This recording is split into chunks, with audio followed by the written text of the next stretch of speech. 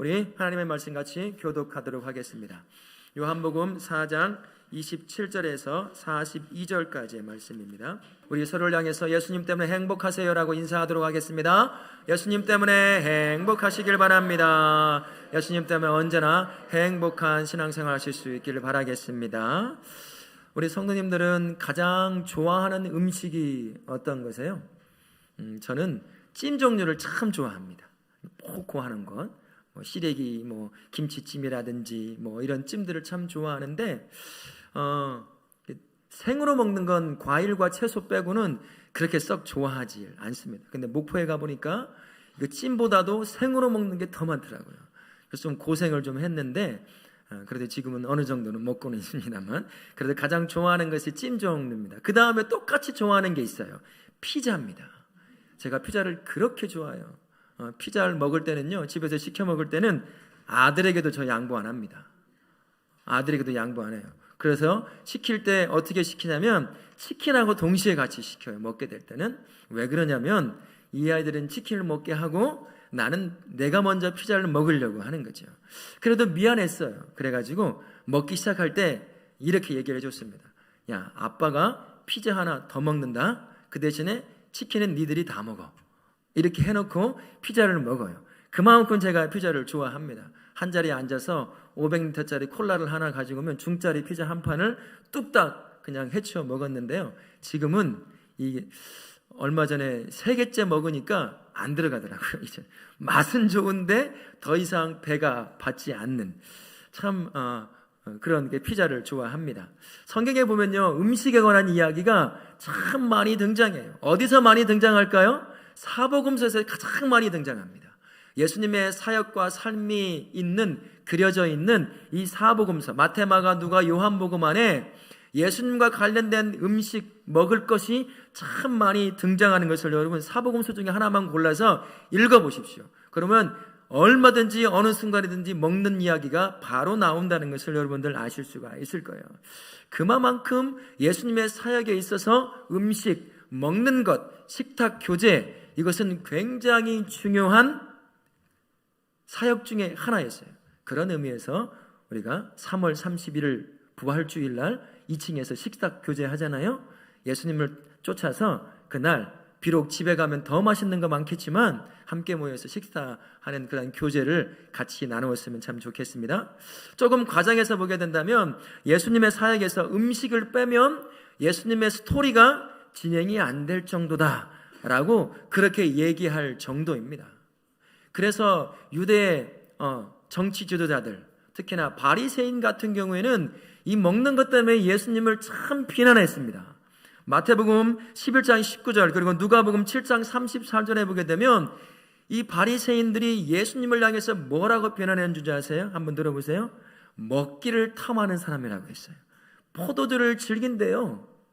그래서 이 비난을 아끼지 않았습니다. 이 사람들이. 그만큼 예수님의 사역에서는 먹고 마시는 것이 너무나 중요한 사역 중에 하나였다라는 거죠. 요한복음을 시작하면서 예수님께서 역사를, 기적을 일으키셨어요. 가장 첫 번째 요한복음에서 등장하는 예수님의 기적이 뭐죠? 2장 1절부터 11절에 등장하는데 뭡니까? 가나 혼인잔치에서 물을 포도주로 만드는, 먹을 것으로 만들어내는, 사단이 그렇게 유혹해도 만들지 않던 그 먹을 것을 만들어내는 사역을 예수님께서 처음 하셨다는 겁니다. 왜 예수님께서 그분의 사역과 삶에 이 음식이 빠지지 않을까 곰곰이 말씀을 준비하면서 한번 생각해 봤습니다. 묵상해 보니까 이런 거더라고요. 인간에게 있어서 생명을 유지하는데 가장 기본적인 것이 뭘까요? 음식이에요. 먹는 겁니다. 근데 이 당시는 어떤 시대냐면 절대 빈곤이 존재하는 그러한 시대였습니다. 우리가 사는 시대는요, 상대적 빈곤만이 있어요. 거의. 물론 잘 못 사는 나라, IT라든지 그런 나라들은 진짜 하루 한 끼 먹기도 힘든 나라가 있지만 보편적인 대부분의 많은 나라들은 먹을 것이 없어서 못 먹는 시대가 아니죠. 여러분, 주중에 먹으러 갈 때 아무거나 먹는 게 아니라 뭘 먹으러 가셔요? 먹고 싶은 걸 먹으러 갑니다. 그죠? 골라가요. 제가 아는 집사님 아들분이 맛집을 참 좋아하셔요. 그래서 어머니를 모시고 가끔 맛집을 돌아다니신대요. 그러면 맛있는 걸 먹고 오시면 가끔 저에게 우리 거기 한번 가서 드시게요, 이렇게 말씀하시는 집사님이 계셔요. 지금은 없어서 못 먹는 시대가 아니라 무엇을 맛있게 먹을 건가라고 하는 그러한 시대입니다. 상대적 빈곤이 있는 시대예요. 그러나 이 시대, 예수님이 사역하던 이 시대, 우리나라도 마찬가지였을 겁니다. 절대 빈곤이 있는 시대였어요. 한 끼 먹기 힘든 그러한 시대라는 거죠. 예수님께서 음식에 관한 이야기, 식탁 교제, 이런 많은 것들을 보여주시는 것은 아마 절대 빈곤의 가운데 있는 자신의 형상으로 만들어진 자녀를 향한 풍성히 먹이고 싶어 하시는 그러한 마음이 담겨져 있는 거예요. 요한복음이 그런 부분이 참 많습니다. 인간의 몸으로 입고 오신 예수님이 우리랑 똑같이 인간의 몸을 입고 살아가시면서 당하는 삶의 모든 희노애락을 가장 많이 담아낸 복음서가 바로 요한복음이에요. 그래서 먹는 것이 다른 복음서보다도 조금 더 많이 나오는 것을 볼 수가 있습니다. 절대 빈곤에 시달리고 있는 이들에게 자신 앞에 나올 때 자신은 그저 영과 관련된 존재가 아니라 너희의 육신조차도 회복시켜낼 수 있는 풍성함으로 먹일 수 있는 존재라는 것을 이렇게 식사의 음식을 통해서 예수님이 보여주신 것이다 라는 생각이 들더라고요. 또 한편으로는 영적인 의미에서입니다. 텅 비고 밑 빠진 독과 같은 영혼, 그 영혼은 끊임없이 목마름에 시달리죠. 그리고 배고픔에 시달립니다. 그 밑빠진 독과 같은 영혼의 목마름과 배고픔은 너희가 먹고 있는 음식과 물을 통해서는 해결할 수 없는 거라는 거죠.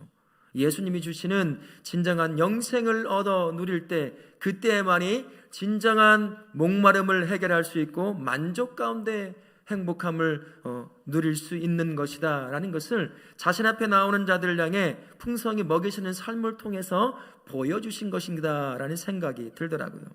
이름 없는 이 수가 여인도 예수님을 처음 만났을 때 뭐 때문에 만났죠? 어떤 매개체를 통해서 만났습니까? 물이라고 하는 매개체를 통해서 만났어요. 물이 어떤 거죠? 생명에 있어서요, 당장에 먹을 것이 없어도 물만 있으면 여러분 40일 금식 기도할 수 있어요.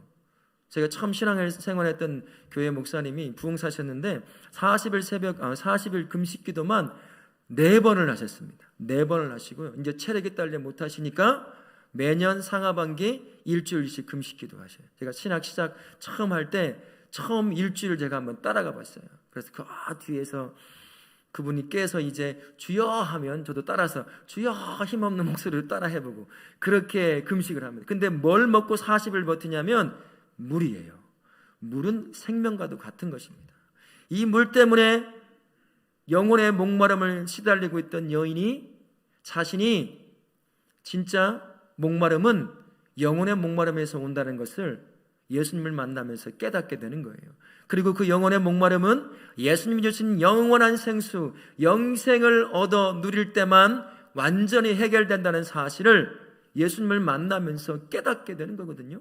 이 물이라고 하는 매개체, 먹는 것을 통해서 이 사마리아 수가 여인이 예수님을 만나게 된 거예요. 근데 더 재미난 사실은요, 수가 여인을 만날 때 물이라고 하는 음식을 통해 만났던 것처럼 이 수가 여인과의 만남을 마무리하는 시기에도 양식이라고 하는 단어가 등장합니다. 떠났던 제자들이 수가성에 가서 음식을 가져왔던 제자들이 와서 양식을 가지고 왔어요. 그러자 이 제자들이 예수님께 잡수시라고 양식을 주어요. 먹으라고 줘요. 그러자 예수님께서 뭐라고 말씀하시죠? 그걸 받아들면서 나는 너희들이 준 것 말고 다른 양식이 있다라고 받아치십니다. 그래서 먹는 것으로 시작해서 이 여인과의 만남이 먹는 것으로 시작해서 먹는 것으로 끝나는 것을 볼 수가 있어요. 그래서 이런 의미에서 저는 하나님께서 우리를 향해 가지고 계신 마음이 어떠한 마음인지 다시 한번 깨닫게 되었습니다. 이사야 25장 6절 말씀에 이렇게 말씀하셔요. 우리 같이 한번 읽어보도록 하겠습니다. 시작. 만군의 여호와께서 이 산에서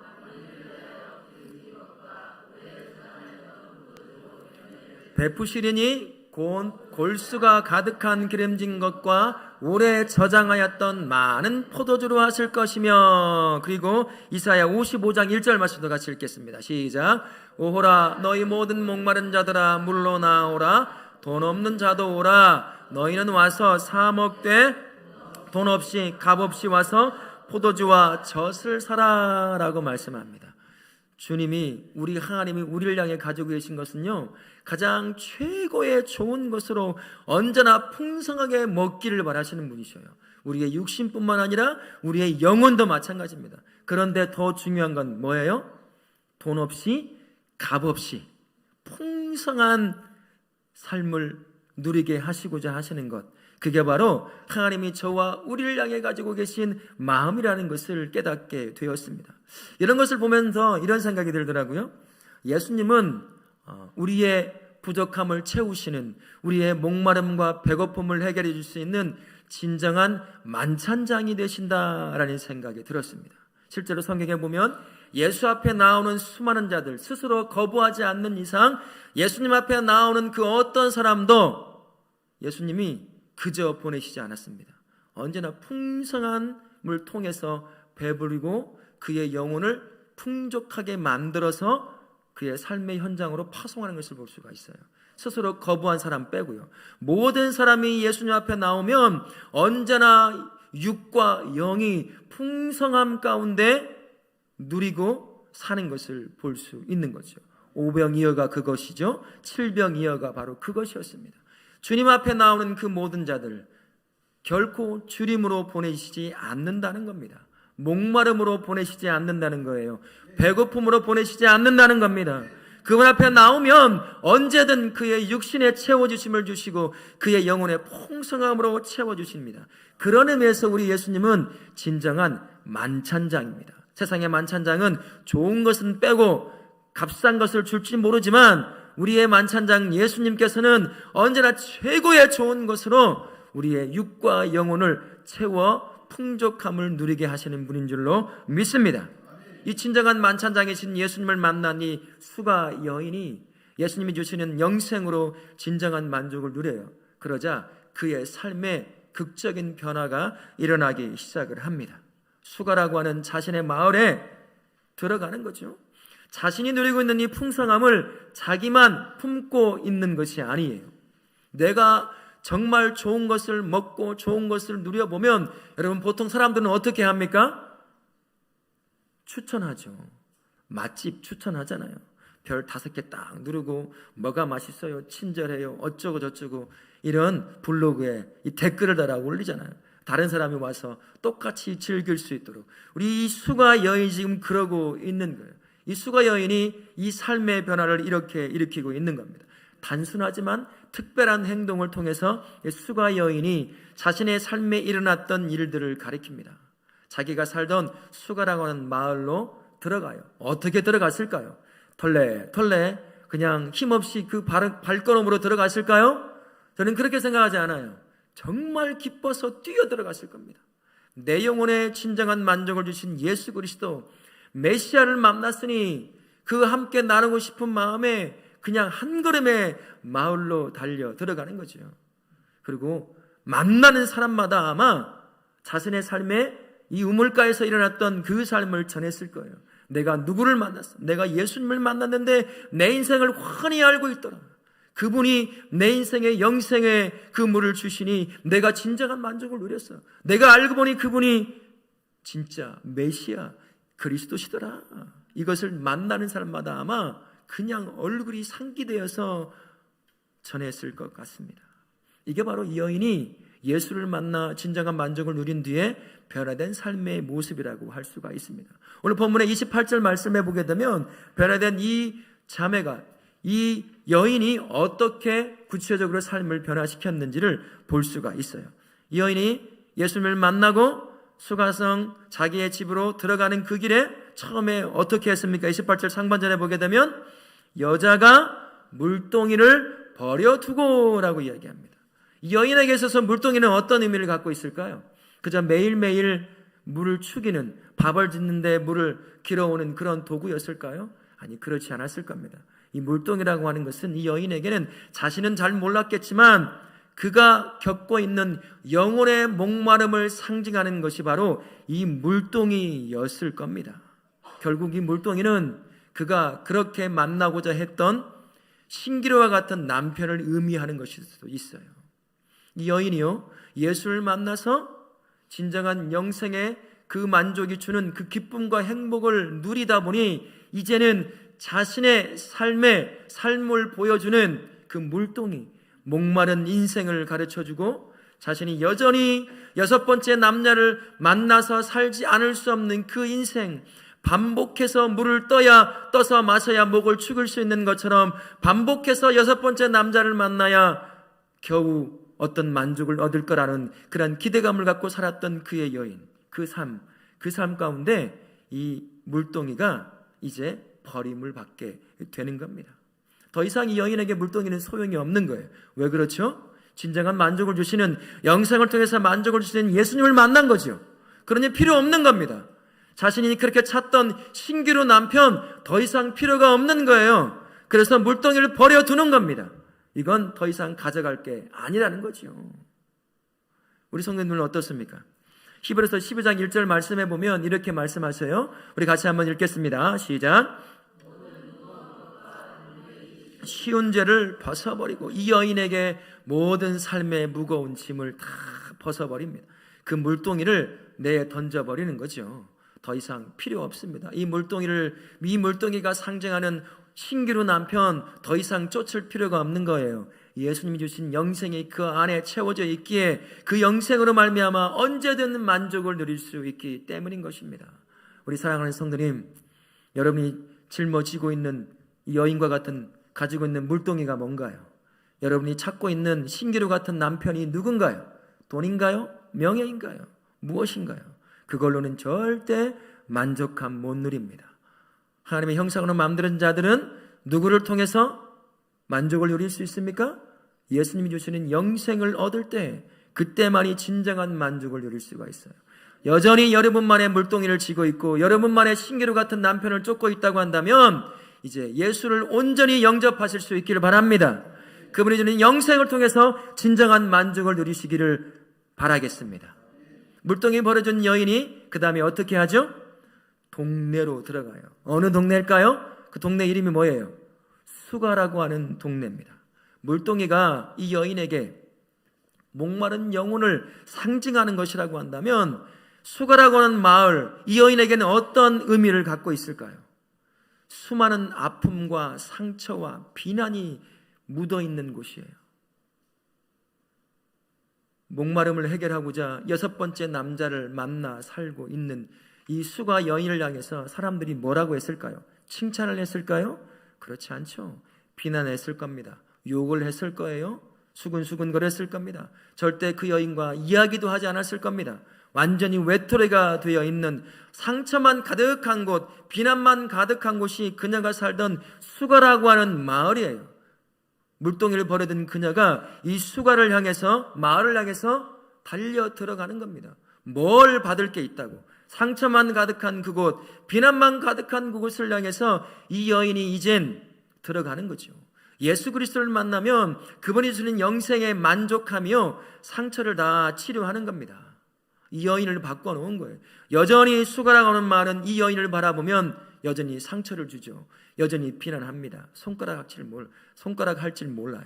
그러나 이 여인은 중요하지 않습니다. 이제 그 수가라고 하는 말은 내가 만난 예수님, 나를 진정한 만족 가운데 놓이게 하신 예수님을 전해 주어야 할 새로운 장소가 된 거예요. 이 여인에게 걸림돌이 될 수 있는 것은 아무것도 없는 겁니다. 물동이도 그 수가라고 하는 상처투성이인 마을도 전혀 걸림돌이 되지 않는 거예요. 예수를 만나 그분이 주신 영생에 주는 진정한 만족을 누리니 모든 것에 걸림돌이 되지 않고 마을로 들어가 만나는 사람마다 내가 만난 예수를, 나를 만족시킨 예수를 전하고 있게 되는 거죠. 이 여인 때문에요, 이 수가성이 참 소란해졌어요. 수가성에 들어간 이 여인이 만나는 사람마다 전합니다. 오늘 말씀에는 뭐라고 되어 있어요? 동네로 들어가서 사람들에게 뭐라고 되어 있습니까? 이르러라는 말이 뭘까요? 아니에요. 그 사람을 만났다는 거예요. 만났다. 그리고 예수님을 전합니다.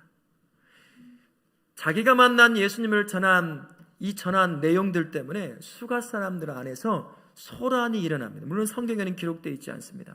소란이 일어나기 시작하는 거예요. 예수님을 전한 그 말을 들었던 이 수가 마을 사람들이 갑자기 야곱의 우물에 앉아 계신 예수님을 만나러 가는 거예요. 여러분, 예수님이 어떤 분입니까? 야곱의 우물에 앉아있던 사람들이 누구예요? 그분이 어떤 분입니까? 정통 유대 남자입니다.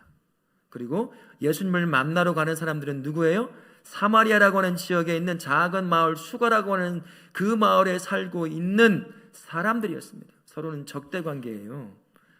이 사마리아 사람들은요, 유대 사람들에게 일을 가는 사람들이에요. 서로 간에 일을 가는 사람들이에요. 그런데 이 마을 사람들이 수가 여인이 전한 예수님의 그 소식을 듣고요, 그 예수님을 만나러 가게 되는 거예요. 소란스러움이 일어나는 거죠. 진짜 만났느냐? 그가 누구냐? 그 적대적인 사람, 일을 갈 수밖에 없는 그 사람, 그 유대 남자인 예수를 만나러 마을 전체가 움직이고 있는 겁니다.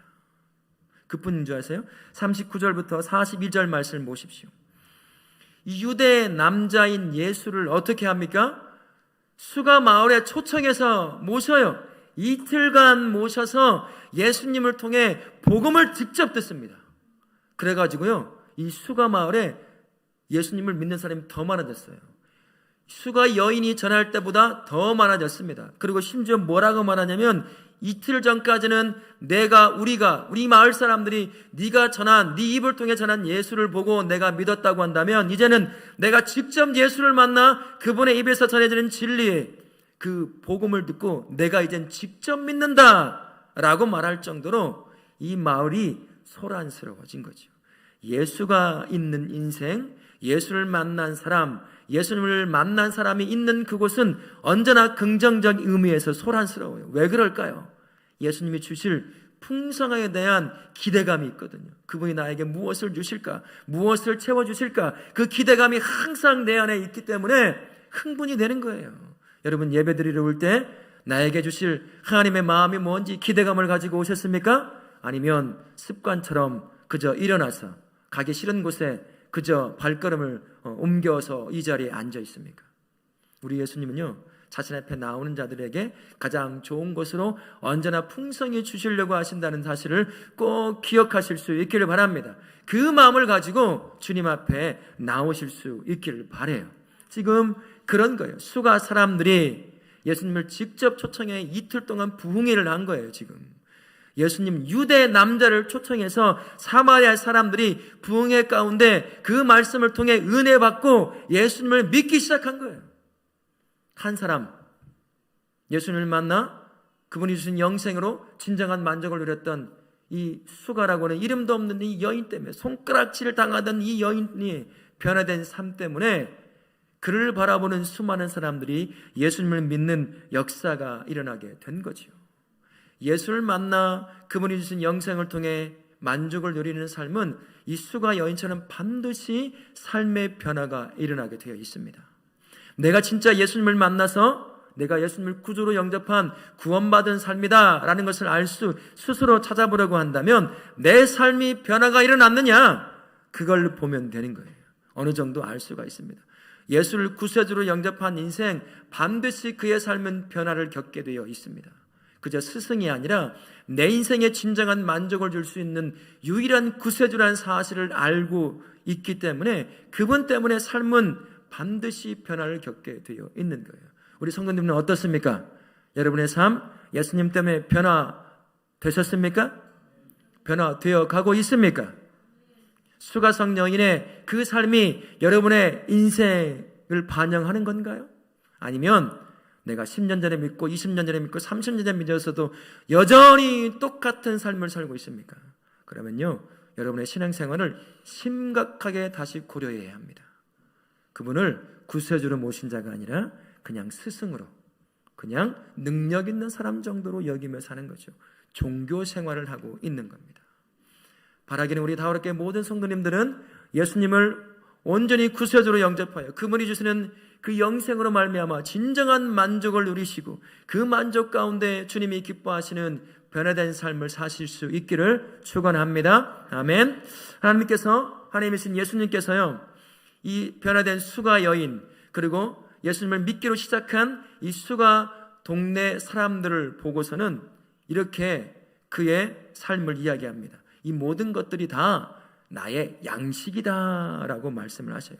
34절 같이, 하반절 같이 한번 볼까요? 34절 이렇게 말씀하십니다. 나의 양식은 나를 보내신 이의 뜻을 행하며 그의 일을 온전히 이루는 것이니라. 나를 보내신 분이 누구예요? 성부 하나님이십니다. 성부 하나님의 뜻이 뭘까요? 요한복음 3장 16절에 정확하게 나와 있습니다. 우리 같이 한번 읽도록 하겠습니다. 시작. 하나님이 세상을 이처럼 사랑하사 독생자를 주셨으니 이는 그를 믿는 자마다 멸망하지 않고 영생을 얻게 하려 하심이라. 이게 하나님의 뜻이에요. 이것이 예수님의 양식이다, 나의 양식이다 라고 말씀합니다. 그러면 양식은 먹으면 배가 불러야 하잖아요. 우리 예수님을 배불리게 할 수 있는 방법이 뭘까요? 우리 예수님도요, 이 뜻을 양식으로 삼는 예수님도 배불림을 받고 싶어 하실 겁니다. 내가 예수를 믿는다고 하는 저와 우리가 끝까지 믿음을 지켜서 구원을 성취해내는 것, 완성해내는 것, 그 삶을 바라보는 것이 곧 예수님을 배부르게 하는 겁니다. 예수님을 하여금 기쁘게 만드는 거죠. 그의 양식을 우리가 충분히 먹이는 거니까요. 나를 바라볼 때 믿음에서 수시로 흔들려요. 유혹에 수시로 넘어집니다. 죄 가운데 수시로 넘어져 살아가는 것을 볼 때 우리 예수님은 배부르실까요? 굶주리실까요? 굶주리시는 거예요. 내가 전한 복음을 바로 믿고 풍성함 가운데 구원의 은혜를 누리며 살면 좋겠는데 수시로 죄와 유혹에 넘어져 나를 떠나는 우리의 삶의 모습을 보고 얼마나 우리 예수님은 배가 고프시겠습니까?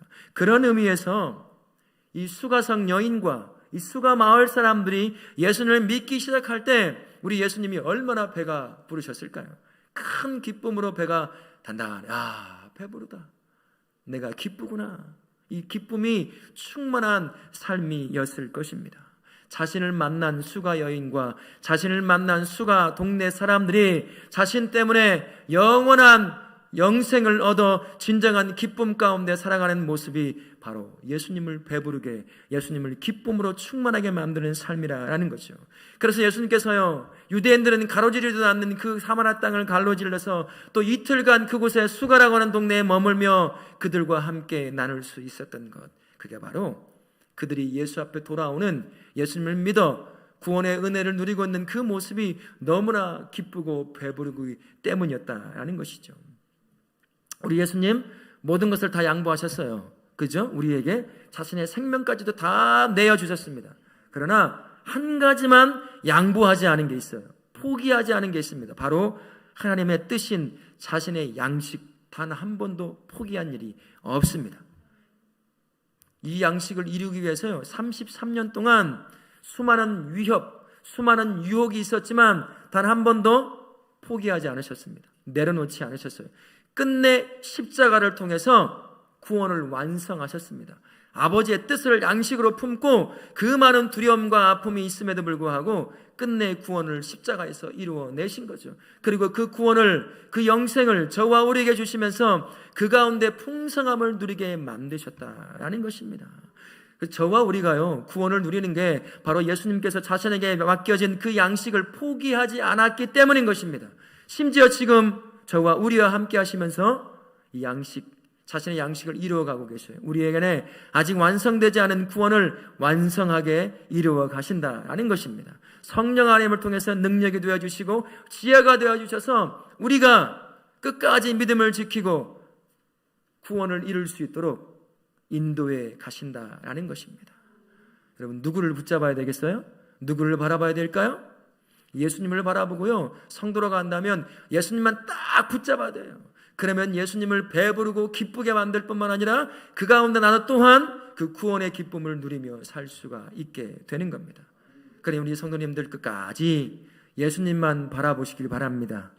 예수님만 붙잡고 사실 수 있기를 바랍니다. 그래, 그분이 주시는 구원의 은혜를 풍성하게 누리시는 우리 성도님들 되시기를 바라겠습니다. 그런데 예수님께서 35절부터 38절을 통해서 이런 참 알쏭달쏭한 말씀을 우리에게 주셔요. 우리 같이 한번 좀 요약했지만 한번 같이 읽도록 하겠습니다. 희어져 추수하게 되었도다. 내가 너희로 노력하지 아니한 것을 거두러 보내었노니 너희는 그들이 노력한 것을 것에 참여하였느니라. 무슨 말씀일까요? 예수님께서 하나님의 뜻을 자신의 양식으로 갖고 계신다고 하셨어요. 이제는 그 양식이 예수를 믿어 구원의 은혜를 누리고 있는 저와 우리의 양식이 되었다라는 겁니다. 예수와 동행하는 인생은요, 하나님의 뜻이 우리의 뜻이 되는 거예요. 예수님이 품었던 하나님의 뜻, 양식으로 품었던 그 뜻이 이제는 저와 우리의 뜻이 되는 겁니다. 여러분들이 삶의 현장으로 나아가 세워져서 살아가야 할 이유가 바로 여기에 있어요. 예수님께서 아버지의 뜻을 자신의 양식으로 품고 끝까지 성취해 내셨던 것처럼 우리 하나님께서 저와 우리를 삶의 현장을 파송해내는 것은 예수님처럼 그 구원을 이루어가는 그 뜻을 양식으로 품고 그곳에서 이미 이루어 놓은 복음을 선포하고 전함으로 말미암아 내가 누리는 그 구원을 그 누군가도 예수를 영접하여 누릴 수 있게 만들게 하기 위함인 것입니다. 여러분의 양식이 무엇이라고요? 예수님의 양식이 여러분의 양식입니다. 하나님의 뜻이 여러분의 뜻이에요. 여러분만 구원의 은혜를 풍성히 누리는 삶이 되어서는 절대 안 됩니다. 이제 예수님이 내 삶의 주인 되고 내 삶의 왕이 되었잖아요.